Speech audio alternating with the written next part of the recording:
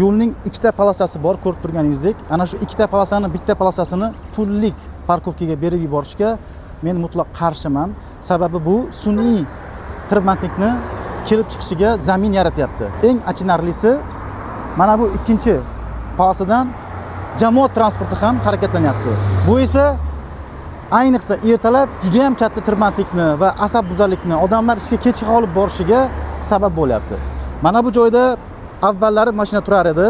Bu joyga mana sun'iy to'siq, ya'ni betonlarni o'rnatib qo'yib, mashinalar kirmasligi uchun beton o'rnatishdi.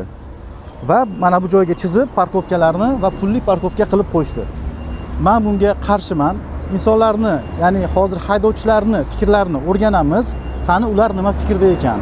Assalomu alaykum. Mana bu hozirgi pullik parkovkalarga munosabatingizni bilmoqchi edim. Sizni ikkita polosani, bitta polosasini pullik parkovkaga berib yorib, sun'iy tirbandlik hosil bo'lishiga zamin yaratishyapti degan fikrdaman men. Sizning munosabatingiz qanaqa? Balkim siz bunga qarshi fikrdadirsiz. Nima fikrdasiz? Hop, endi hamma narsani ham pul o'rmaslik kerakmi deyman-da. Hamma narsa pul bo'lib ketaversa, bu oddiy odam qiynalaveradimi deyman-da. Chunki har bitta parkovka narxi 8000 so'mni.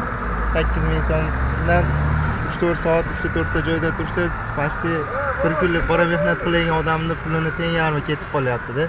Borgan sari shu probkalar ko'payyapti-da, buni oqibatida. To'g'risini aytaman, o'zimning xolis fikrim, juda ham qarshiman bu narsaga. Aytganingizdek, sun'iy tirbandlik kelib chiqyapti buni orqasidan, lekin qo'yishga majburmiz.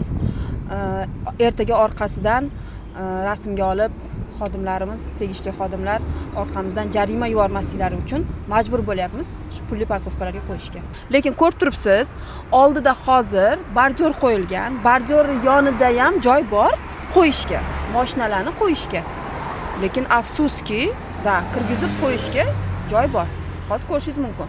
Lekin bardyor bilan sun'iy ravishda to'sib qilinishi to'g'risi albatta qarshiman bu narsaga. Rahbarlardan so'rab qolardik shu stankani olib tashlashlarini. Ancha qiynalyapmiz.